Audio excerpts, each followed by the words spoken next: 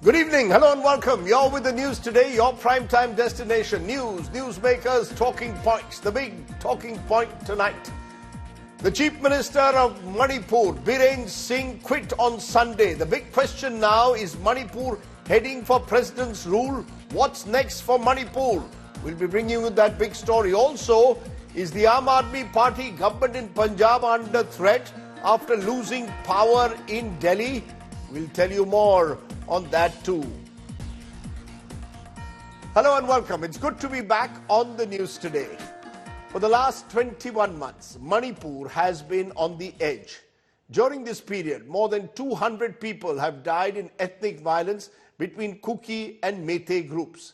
In any other part of the country, I repeat, in any other part of the country, this intense and prolonged violence would have resulted in demands for greater accountability, a change in Chief Minister, and a return to normalcy. Unfortunately, Imphal is far away from the national capital. I call it the tyranny of distance. Yesterday, finally the centre acted and the status quo was broken. The Chief Minister N. Biren Singh of the Bharatiya Janata Party resigned and submitted his resignation to the state governor. Biren Singh has been accused by his critics of playing a partisan role in the conflict. And there is some hope that his resignation might provide an opening for the much-needed healing touch in Manipur.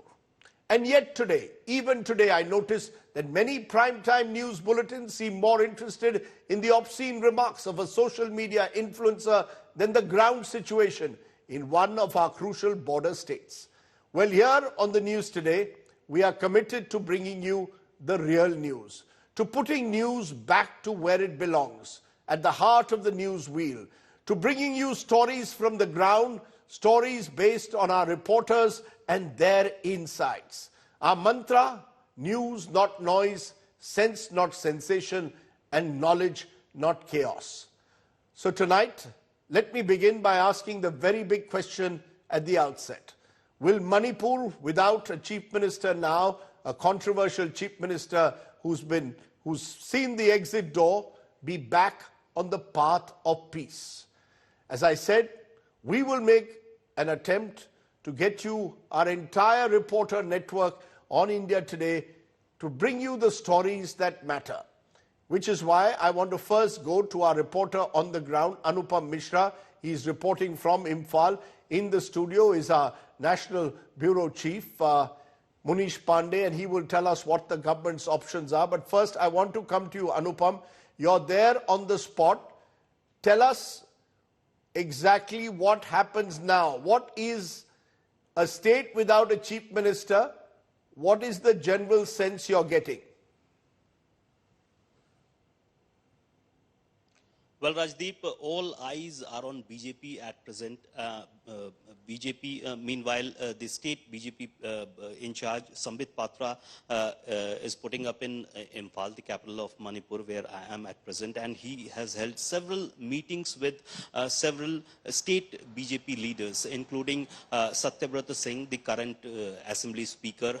He has held meeting for about 1 hour with him. He has also held meeting with Khemchand ji, the Urban Development Minister. He has held meeting with BJP MLA Radha Shyam. So these are given to understand that these may be the front runners of the new phase. But the main challenge for BJP, because we know that according to reports, BJP has divided into two groups. One group belonged to Biren Singh and another group belonged to the dissidents who have opposed Biren Singh. So the main challenge for BJP to choose a person who can align these two groups, who can lead these two groups together. So this is a very critical phase for BJP as the assembly session is approaching soon. 12th is the deadline, so BJP has to decide within 48 hours the new face of the Manipur CM. So they are in a process and they are doing so.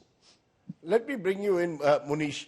The BJP has 48 hours, according to our reporter on the ground, that Anupam Mishra, that they will look for a new chief minister. Sambit Patra has gone to Imphal and they're trying to find a consensus figure. Is that possible, or is the BJP now realistically looking at the possibility of putting Manipur under president's rule? So far, the Narendra Modi government has often been hesitant to put a state under president's rule. Could Manipur be different?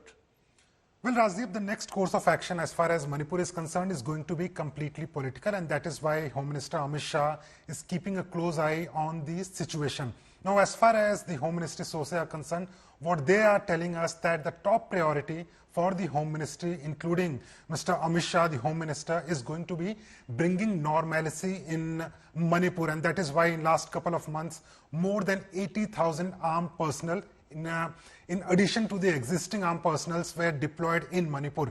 Now, as far as the next course of action is going to be concerned, first of all, the BJP in Manipur, they want to know that how many BJP MLAs are at this point of time, in consensus of forming the new government. They are together, and once the new chief minister is decided, then only they will go for this option of forming a new government with the new allies. The second option is already, it remains up to the BJP High Command whether the president rule is required or not. But it will take at least a week, Rajdeep, to decide the next course of action as far as Manipur is concerned. The big question, of course, why now? The question, Munish, that is being asked is, here is a chief minister who for several months had dug his heels in, refused to resign. More than 200 people have died. What changed? The Congress party claims they were moving a no-confidence motion, and some of the BJP MLAs, particularly the Kuki MLAs, were ready to sort of vote out the chief minister. That's one view. The other, there's an audio tape which is in the which the Supreme Court has asked to be investigated, whether the voice in the tape is that of Biren Singh, suggesting that he was in a way promoting or inciting violence, and within a month that has to be given to the Supreme Court in a sealed envelope. Why did the BJP now act? And interestingly, they seem to have acted just after the Delhi elections are over. Well, Rajdeep, the top leaders of the Bharatiya Janata Party, they were given to understand that the situation in Manipur as far as the BJP unit is concerned is not good. And if Congress brings a no confidence motion, then it is going to be embarrassing for the Bharatiya Janata Party. There were several meetings between the state leaders. There were leaders from the Bharatiya Janata Party, the MLAs who came to Delhi. They wanted to meet the Prime Minister. They went to the PMO, Prime Minister office also. They sought a meeting with the Home Minister, and they were of the opinion that it is high time that Biren Singh should go as a Chief Minister. So the central BJP was under pressure to make sure that N. Biren Singh goes as a Chief Minister, and then only I think that the BJP decided that it is high time that Biren Singh should resign. So one is possibly they wanted to save the embarrassment, because if at all, the no confidence motion was brought up by the Congress party in Manipur during this budget session, then it could have been embarrassing for the Bharatiya Janata Party if at all they have lost. So that is one. And second, I think there was a pressure from the BJP unit to act against Biren Singh. Okay. Either way, Biren Singh's exit may have provided a much needed window of opportunity to bring some kind of a healing touch there in Manipur. Anupam Mishra and Munish Pandey, appreciate you joining us. Now, let's give you some context, and that's what we're going to try and do on the program every day, give you context to all the big stories. A day after the Manipur Chief Minister Biren Singh stepped down, there is political uncertainty. The resignation came after months of defiance by a Chief Minister. Here is a report on what might have forced him to quit and why the road ahead for the BJP and indeed for Manipur is not easy. Biren Singh, a wingback during his football days, has played a similar role in politics in recent years. Ever since the High Court in April 2023 ordered inclusion of Meiteis in the list of scheduled tribes, triggering a cycle of violence between the Meiteis and the Kuki Zoo communities, Biren Singh had been an adamant chief minister, refusing to quit no matter what. So when the chief minister stepped down on Sunday, the resignation took many by surprise. The immediate provocation seems to be the no-confidence motion planned by the opposition Congress in the budget session that was to begin on Monday. With its own MLAs from the Kuki Zomi community and its allies opposed to Biren Singh, the BJP could have faced trouble winning the trust motion. You see, the chance of leadership is... But there will come after the, high command process. Any name that has surfaced? No, nothing. I'm just coming here to discuss about how to bring back this Manipur. NPP has withdrawn support from N. Biren Singh government. We do not believe in his leadership because of his failure. We will always cooperate and we will work together with the BJP in the coming days as a part of the NDA. Has NPP made any suggestion as far as the next Chief Minister is concerned? It is not our prerogative. No, I am not the right person to answer that question. Biren Singh faces grave charges of helping the Meitei group Arambai Tengol. Last week, the Supreme Court ordered the Central Forensic Sciences Laboratory to submit its report on the audio tapes that allegedly indicate Biren Singh's role in fueling the ethnic conflict in the state, casting a shadow on the government. Manipur has been deeply divided for nearly 2 years now. The MLAs, the people, even the land divided on ethnic lines. Meiteis hold the valley, the Kukis hold the hills. Young men armed to the teeth patrol their respective areas. Entering rival territory can mean death. Before the conflict, I used to go to college Nabe.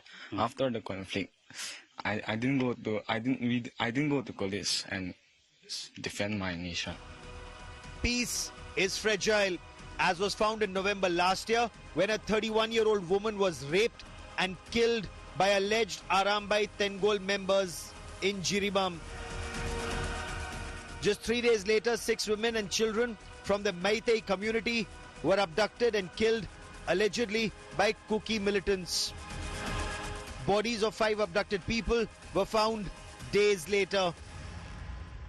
There are no easy solutions in Manipur at present, even though Biren Singh had resigned. The main cause is the trust deficit between Meitei and Kuki-Zo communities, which has widened so much that bridging this gap will need extra effort from center, state leaders and civic society. The state is in need of a healing touch, but the question is, who will provide that hand? With camera person Shyam Sundar Ghosh, this is Anupam Mishra for India Today in Imphal. Let's raise some important questions. What happens next in Manipur? Will the Biren resignation lead to healing? Has the government run out of ideas when it comes to solving the security challenges in Manipur? These are some of the questions I want to raise. My first guest is Bimal Aikojam. He's a Congress MP for Manipur. Appreciate your joining us, Mr. Aikojam. Professor, I heard you say soon after Biren Singh resigned last night, you said this is a drama. Do you really believe that all of this is one big drama being played out? Or do you accept that this is now a genuine attempt being made by the center to try and bring Manipur on a new path? No, I said that in that interview because my flight landed in Delhi and I couldn't believe because that resignation drama has been going on. But then I realized that this time they have done it. But Rajdeep, you should remember that this is a condition forced upon the government of India by the combined opposition voice. You know, the NDA, BJP-led India government tried to push the issue of Manipur under the carpet, and the entire opposition have been making it sure that it's not done. We've been saying about Manipur all the time in Parliament or outside of it. I think that pressure has worked. Why do you think, though, that he actually resigned in the end? What is your view? Why do you think, as the MP from Imphal, why do you think the Chief Minister resigned in the end? Because, see that possibly in the assembly they will be exposed the kind of misgovernance, the irresponsible ways in which the state has functioned. Those exposure, along with the public opinion and quite possibly the internal dynamics within the BJP. If there is a no confidence motions, it will be embarrassing, and this shine of the that they are enjoying in Delhi election would have been disrupted. I think that's why strategically they have taken this decision, so that there is no assembly session and that embarrassment is avoided. I think that's what I read. You're saying this decision has been taken to avoid further embarrassment, but do you believe it will be a major step in restoring normalcy and peace in Manipur, where more than 200 people have died in the last 21 months in ethnic violence? Well, it all depends on the attitude of the government of India and what they do from now onwards. No, but be more specific. What is it that you believe is required to go beyond the resignation of the Chief Minister? You know, what they have been doing is they have been ruling the state through a proxy so that they can absolve themselves of all the, unconstitutional things that has been the hallmark of the last 21 months and the suffering of the people. That's what But I I mean. want you to be more specific. Chief Minister's resignation was a long-standing demand by various groups, including MLAs, professor of the ruling BJP in Manipur. Now that he stepped aside, what do you believe is required to bring Kukis and Meiteis closer together? I think the first of that semblance of the state must be restored. The writ of the state must work. This has been my consistent positions. If they are going to prop up another government which can rule the state under their diktats from Delhi, we can't fix responsibility. So I think that's what I've been insisting, that whichever government that comes should exercise its constitutional authority to restore normalcy in the state and should be accountable. There has been some talk, though, Professor, of President's rule being imposed in Manipur. Is that something you will support? Do you believe the state needs a spell of President's rule to ensure that the writ of the state can be enforced and security forces can function independently in a non-partisan manner? No, in principle, I'm against President's rule, because the will of the people of the state is what gets expressed in the elected members of the state assembly, be that Manipur or anywhere else in this country. And that will of the people of the state must be respected. But the only thing is that that government must be able to exercise its constitutional responsibility and duty under the Constitution. You know, Professor Jam, I have read what Rahul Gandhi, your leader, and other leaders of the Congress party are claiming. They seem to suggest now that that the Prime Minister must now visit Manipur. Do you believe that that can be a step in restoring normalcy if the Prime Minister takes a lead in a state where, as I said, more than 200 people have died in the last 21 months? Is this the right time? He should have visited long time back. This contemptuous attitude towards the suffering of the people of the state is not good for the country. I think that must be understood. In the President's speech, if we recollect, we're talking about the, how the alienation of the people in India's northeast must be overcome. But this kind of attitude and, not caring to even to show to the people that I care as a political executive of the country. You are a small state, you mean nothing to us, you can suffer and I will not speak. In fact, as far as possible, we'll push this issue of Manipur crisis under the carpet. We will not mention it, we will not talk about it. That kind of attitude is harming the country, far more than it's harming the state of Manipur. I think that way the government of India and Modi ji should have done long time back, and better late than never. He can still start. Do you believe, though, that all of this is therefore all too little too late? That given the scale of the violence, the extent of mistrust between communities, do you believe it's still possible to retain the territorial integrity of Manipur, that Kukis and Meiteis can live side by side? Are you hopeful that that will happen now? No, I think it's understood that my party's position is that territorial integrity of the state cannot be disturbed. It is a known position, even from the BJP side. Atal Bihari Vajpayee's time, they have taken that position that territorial integrity cannot be disrupted. And I think the better sense still prevails in BJP or NDA that the territorial integrity of the state cannot be disturbed. That should be the positions. And as I said, better late than never, that healing process and restoration of the constitutional scheme of things must start immediately. Professor Akoy Jam, for joining me here on the news today. Appreciate you joining us, giving us your view as the MP from Manipur. I want to now get a view from someone who's been speaking up, particularly for the Kuki community. Thangohal Haukip is Associate Professor at JNU. I'm also joined by Lieutenant General Shaukin Chauhan. He's former DG Assam Rifles, so has known the ground situation for years. First to you, Professor Haukip. Do you believe that the resignation of the Chief Minister now can provide a healing touch to a scarred state? Rajdeep, as many critics pointed out, it's too late, too little that has been done by the central government.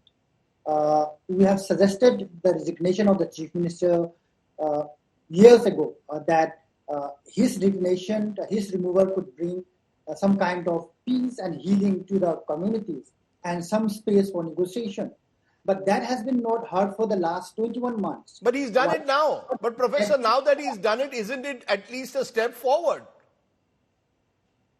It could be some form of step, but definitely the other group is not happy with whatever that has been started, because Manipur conflict is not a simple conflict. As I pointed out 21 months ago in this channel, it is a product of political machination, resulting in total polarization of the two communities. And due to the scale of the conflict and the violence, the divide is so deep that the general population is not willing to negotiate with the other community. Mm-hmm. So what we need now is a kind of a political solution to bring peace, and that has not been. No, what is that political solution? Be more specific again. What is the political solution you believe to the Manipur crisis? To my opinion, there are different levels of political solutions that can be brought into this conflict. But the central government has not invited any of the community leaders for this kind of political negotiations. It can start from negotiating for a certain level of autonomy within the state of Manipur, or solution as per Article 3 of the Constitution. So that offer has to be made first by the central government, but that is not on the table till now. And what only the central government tries to push to is about peace, and no talks about any forms of permanent solution, because we don't want to repeat the horrors of this kind of conflict. As a community member, we don't want these horrors to be repeated in future. So certain forms of constitutional mechanism has to be put in place so that we are safe within the.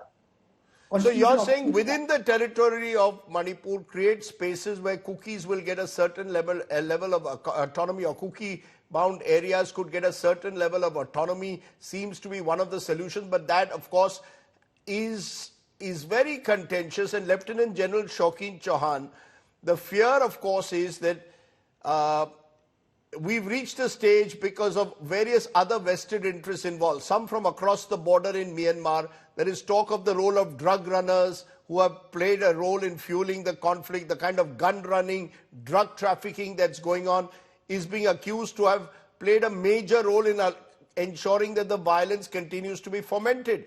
Do you see this still as a major security challenge, that this is not just about changing a chief minister, this is now perhaps the most serious security challenge the Modi government has faced in the last 10 years? Good evening, Rajdeep. Thank you for calling me for your show. Indeed, it's a difficult solution. Firstly, the issue that narcotics is one of the drivers of this violence, there is no doubt about it. The situation in Myanmar, the violence in Myanmar, the fact that they are violent groups opposing the the Myanmar army, including the Chins, is definitely a second driver of the situation. The fact that the Myanmar army's battle with the Chin National Army and the Chin state as such has forced a number of Chin refugees into India. You're aware, there are almost 36,000 refugees in Mizoram and about 5,000 odd in Manipur. So all these issues, Rajdeep, along with the fact that we are insurgent groups, still have illegal camps in Myanmar. The Myanmar army, because they do not control that area, has left the situation and the command and control or the administration in the hands of these insurgent groups.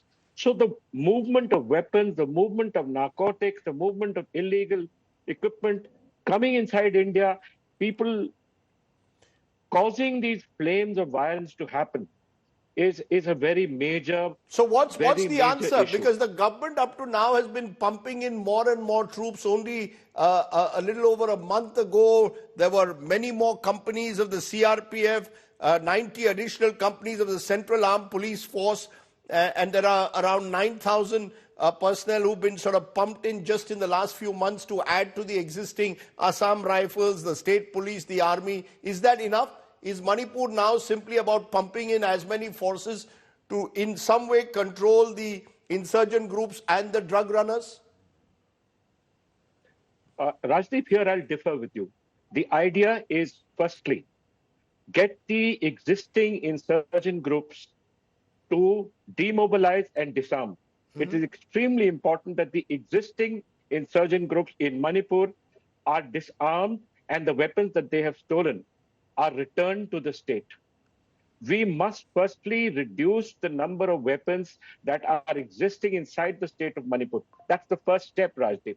The second step is, once we have that, we must get the youth leaders or the leaders of these communities to sit down together and talk. There is no question, Rajdeep, that the state can be divided. A divided state simply cannot function. It is impossible to monitor, and the advantage will only be taken by insurgent groups across the border in Myanmar, and of course China, which will always fish in troubled waters. So it's extremely important that now that the Chief Minister has resigned, this is just the first step. Disarm the groups that were created. Disarm the Meitei groups, disarm the Kuki groups, disarm everybody, get their weapons, get everything there, and make them sit together. Okay. Manipur is controlled not just by the internal strife. It has an external dimension. It has an interstate problem. So these issues must come in. Rajdeep, there can be no peace in Manipur, that till there is peace in Nagaland, till there's peace in Mizoram, and till we get some modicum of peace inside Myanmar, especially the states bordering us. Lieutenant General Shaukin Chauhan, for speaking so plainly and telling us what the security challenges are, as well as Mr. Haukip for telling us what you believe is the concerns that Kuki groups in particular have. I appreciate you joining us on the show tonight. I want to now turn to Kaushik Deka. He's executive editor, India Today magazine, also runs an excellent website for India Today that focuses on the Northeast. As I said, we're going to use the entire power of the network on this program to bring you various dimensions to every big story. Kaushik, what's your sense, first of all, that the question that still remains unanswered, why did Biren Singh suddenly resign after 21 months where he was digging his heels in? What suddenly changed? There are 2-3 factors. First, as you probably know, that there was an audio tape that came out where he said certain things which could be very explosive, and one private lab which has said that 93% chances that these are his voice only. Now, what did he say which was explosive? He was accused of essentially not distancing himself from the violence that took place, almost being suggested that he was endorsing the violence. Am I correct? Yeah, kind of. The way he was talking to some of his subordinates, how it happened and how he actually sided with the Meiteis. So these are the allegations. We still cannot authenticate the tapes. Right. The court is monitoring the whole process. So I'll not go deep into those, what he exactly said, but those words could be very problematic for not only Biren Singh, but for BJP central forces also. So So, of course, that was the pressure. The main trigger was that. And as you know, that for last 2 years, since the beginning of this crisis, many BJP MLAs didn't actually support Biren Singh. But he survived because the central authority of the BJP, they backed him. And he also was a Meitei force. You could say that he had support of several civil society groups. But 2 years is too a long time. And what has happened there is fatigue has come in to both sides, particularly to the Meiteis in a sense that the Manipur is still in a situation where peace hasn't come back, and the local people they are suffering on many counts. So and is it too little, too late to your mind, or do you believe there is now a much needed opening that could restore some element of normalcy? There is no doubt it is late, but the situation emerged in such a way that Biren Singh now didn't have that bargaining chip, so he had to quit. He understood that this time even Amit Shah or Prime Minister Modi cannot save him, or probably they want him out also for their own convenience, whatever the reason be. It is late, but the beginning has happened. Probably now the bigger challenge is to walk the right path, because things can go haywire from here also. Because the next leader who will come in, he will have a Biren Singh and his supporters looming around him, and any mistake could actually go can create further problems. Because the Kuki side, they haven't given up their own demand of a separate state or separate administration. So the first thing is to create that trust. And second most important thing is that Manipur is heavily militarized, not because of armed forces, but the arms, those were looted from different police forces. So as long as you cannot get those arms back, Manipur will remain on the edge. Plus, as someone mentioned, that all the insurgent groups, they have become active. There is a relative peace. If you the one credit you can give to Biren Singh government, that 2017 to 2022, at least there was peace in Manipur. Manipur was becoming like any other place in the country. But that whole work has been undone, and now most of the insurgent groups are back. The civil society is militarized. So first thing would be for the governor, also new governor, and the CM or the president's rule, whatever happens, the new administration, they will have to first take care of that arms are back, and the peace process begins. But the beginning, as I repeatedly am saying, that the arms have to be taken care of. One final question. Do you see the state heading for a spell of president's rule? It depends. Both ways. Many people are saying that president's rule will be given, but I don't think BJP central authority, they would like a president's rule in the state, because they still have the numbers in the assembly and it doesn't look good on them. It also shows that they have failed. It's not that there was a Congress government or any other party government. It is still a BJP government. If the CM goes and the central government has to impose president's rule, political optics, it doesn't look good. So they will try to put someone who is, at least till the last moment, they will try to put someone who is a consensual candidate. Right. It's easier said than done. So that the process might take time, or they might do in a couple of days also. But president's rule would be the last resort. Okay, president's rule will be the last resort for now in Manipur. But as all our panelists have said, this is perhaps arguably the biggest challenge security-wise the Narendra Modi government in a way has faced over the last decade, which is why we wanted to focus on this. The tyranny of distance must be broken between Delhi and Imphal. I say it again, I said it at the start of the show. Just think about it. If 200 people in any other part of the country, more than 200, had died in ethnic violence, if number of them were living in relief camps, would it not be your top story, and would you not demand accountability from those in power? That's what we will continue to do here on the news today. Our attempt will be made to tell the question, to seek the questions that demand answers. Today it was Manipur. Tomorrow it will be another part of the country. Let's turn to another part of the country, because just 2 days after the Aam Aadmi Party received a poll drubbing in the national capital, the big question Will the Aam Aadmi Party government in Punjab be able to survive the potential fallout? Let's first tell you what's the latest on that. Amidst defection rumours, Arvind Kejriwal has called a meeting of Punjab AAP MLAs and ministers in Delhi tomorrow. Remember, Punjab now is the only state where the Aam Aadmi Party is in power.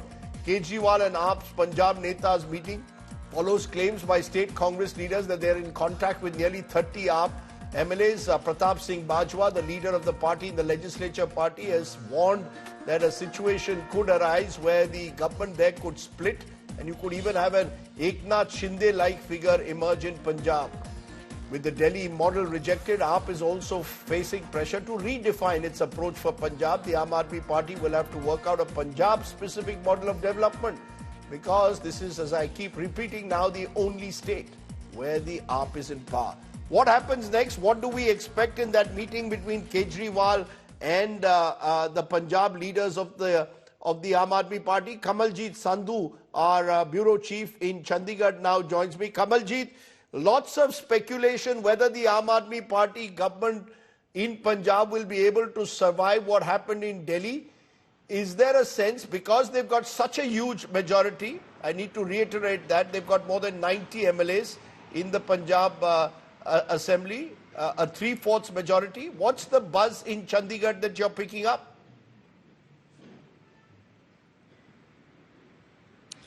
Well, the Aam Aadmi Party is calling this a mere speculation, but let me tell you, the numbers don't really add up. As far as Aam Aadmi is concerned, they're not on shaky grounds because they have 93 MLAs. One MLA had died, and that is why it's not 94 but 93. While Congress has only 16, BJP only has 2. So it doesn't really make sense, even if Pratap Singh Bajwa, for instance, claims that there are 20 or 30 because the numbers simply don't add up for the opposition. So it does seem that they would be long run. But yes, what Aam Aadmi Party is saying is there's a deliberate disinformation campaign, that there's going to be a change of guard, that Arvind Kejriwal is going to come here, saying nothing of that sort. And they're saying the meeting in Delhi is more of an introspection because the Aam Aadmi Party MLAs, the ministers, even the chief minister, they're all campaigning. And this is going to be a morale booster sort of a introspection so that they will talk about course correction, if any, is required in Punjab.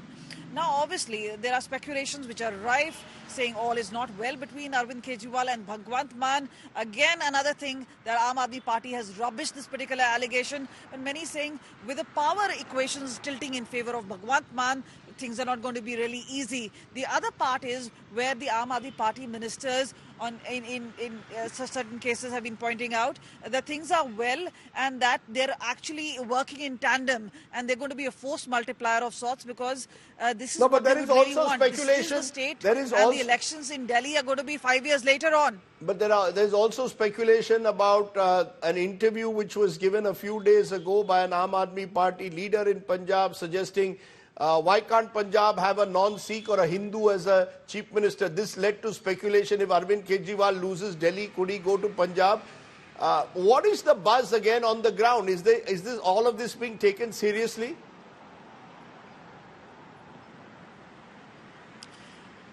Well, Aam Aadmi Party has a new chief, and that's Aman Arora, who had given that particular interview. We tried to speak to him today, but many in the Aam Aadmi Party have come to his defense, saying it's actually the wrong timing, and that's the context. The others are pointing out that Punjab is a secular state, and these kind of statements don't have to be made.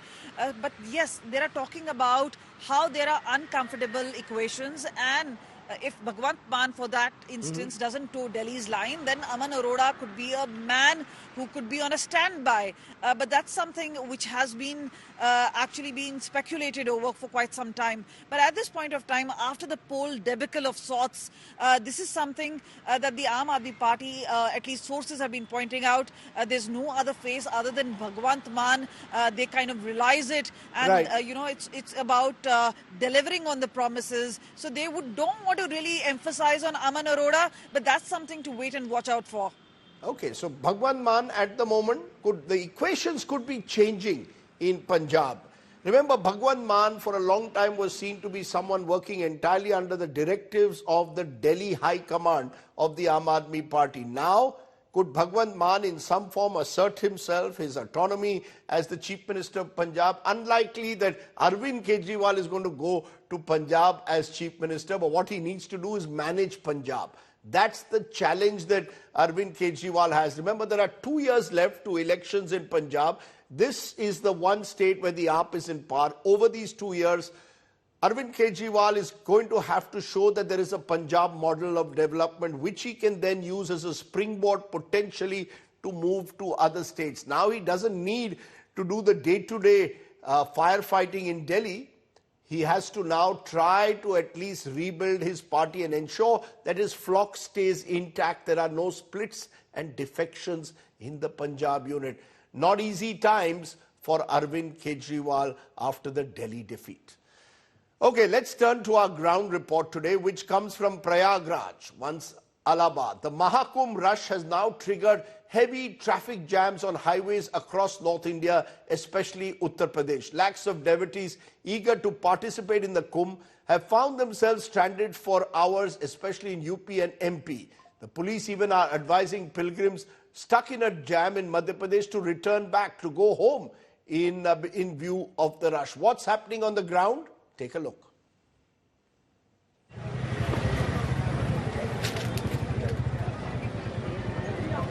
All roads leading to Prayagraj are jammed, and literally. An unprecedentedly large number of vehicles driving towards the Sangam city for the Mahakumbh clogged the national highways across North India on Sunday, leading to hours and kilometers long traffic jams.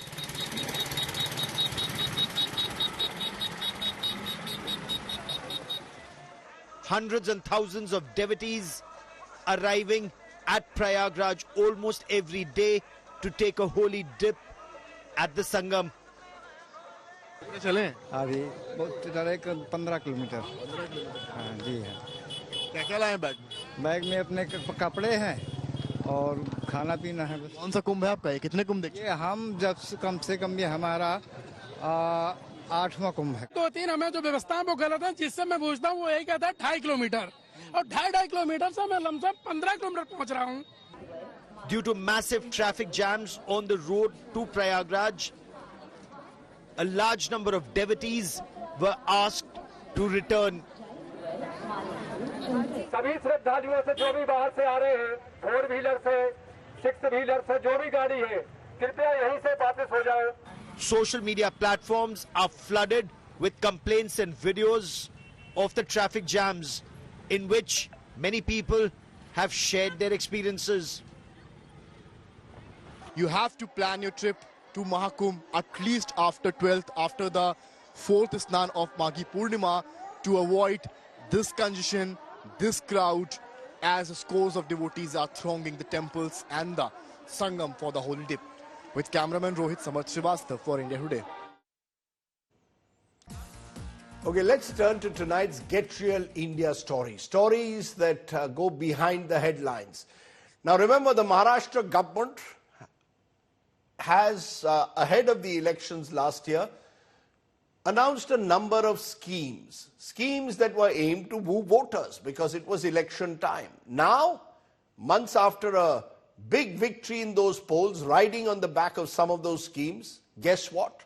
The same government, this time with Chief Minister Devendra Fadnavis, is contemplating the discontinuation of 2 major welfare schemes, the Shiv Bhojan Thali and the Anandatsa Shida, as part of the efforts to address the state's growing financial challenges. This is a state that faces a debt that grows into several lakh crores. The Chief Minister has now directed officials to conduct a thorough review of both programs. What does that mean? Does that mean that welfare programs at times are only designed to win votes, and after the elections, financials matter more than politics? Take a look. Get Real India.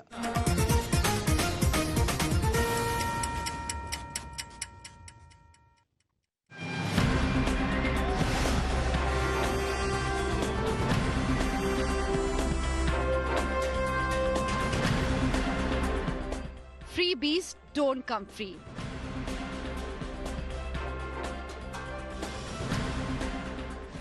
The Maharashtra government seems to be learning the bitter truth.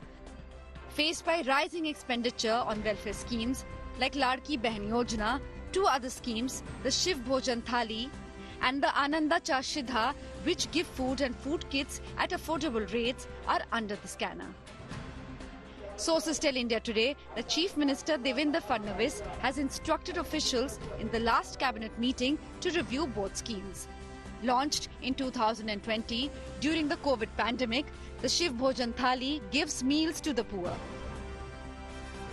The thali serves 2 chapatis, vegetables, rice and dal at a subsidized rate of 10 rupees. According to latest data, there are 1,699 eateries serving Shiv Bhojan Thalis across the state. Approximately 1,80,000 plates are distributed daily, while the target was 2 lakh. The annual expenditure of 2 lakh daily plates of Shiv Bhojan Thali is 267 crore rupees. The Ananda Chashidha is a festival kit distribution program. The scheme provides essential commodities to eligible beneficiaries during festivals like Diwali, Gudi Padwa and Dr. Baba Saheb Ambedkar Jayanti. The kit contains 1 kg sugar, 1 litre of edible oil, 500 grams each of rava, chana dal, maida and poha. Each kit costs 100 rupees. The annual cost of running the Ananda Chashidha scheme is approximately 160 crore rupees. Some leaders from the ruling Mahayuti as well as the opposition Maharashtra Vikas Aghadi have urged Devendra Fadnavis government to continue the Shiv Bhojan Thali. कोई कौन आया था खाने में 5 रुपए में फोकट खाने वाले बहुत ही गरीब जो है तबके के लोग हैं तो मैंने मुख्यमंत्री से प्रार्थना की भाई इसको बंद मत करो कम से कम ये जो है और बहुत लोकप्रिय ये स्कीम योजना महाराष्ट्र की है शिवभोजन सुद्धा बंद नाही झाली पाहिजे 10 रुपयामध्ये गोरगरिबांना जेवण मिळतं माननीय उद्धवजी ठाकरे साहेबांच्या काळात महाविकास आघाडी सरकारनं सुरू केलेली ही योजना आहे बाकी तुमचे जे चरण्याचे धंदे ते बंद करा सरकारला माझं सांगणं आहे. While schemes like Ladki Behan are direct cash benefits transfers, officials say that welfare measures like Shiv Bhojan Thali and the Ananda Chashidha are open to misuse by middlemen. A final decision on the 2 schemes is likely in the upcoming budget session of the Assembly in March. With Ritvik Bhalekar, Bureau Report, India Today.